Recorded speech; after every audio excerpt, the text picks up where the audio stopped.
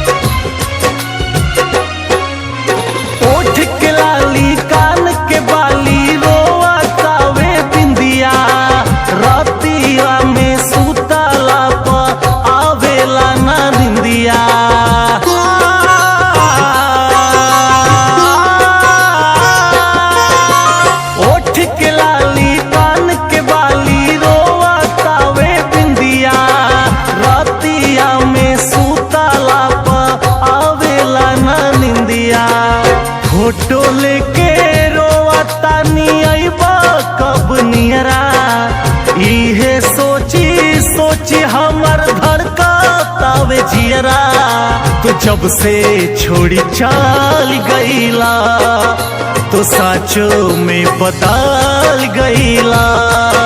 तो जब से छोड़ी चल गईला तो साचो में बदल गईला।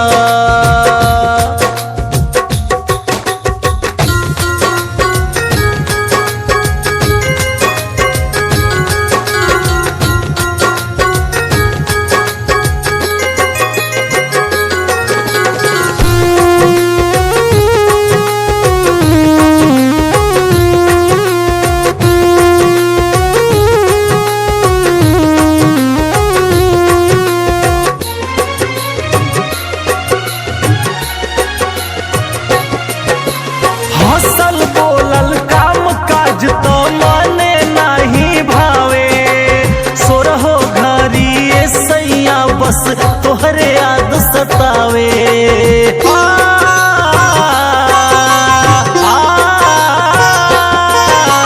हसल बोलल काम काज तो मने नहीं भावे, सोरहो घरी सैया बस तोहरे याद सतावे। जनबा तोहरा घर में कैसे जियतानी, बिरह के आग में राजा रोजे जरतानी। तो हमरा संग छल कैला कि साचो में बदल गईला। तो हमरा संग छल कैला कि साचो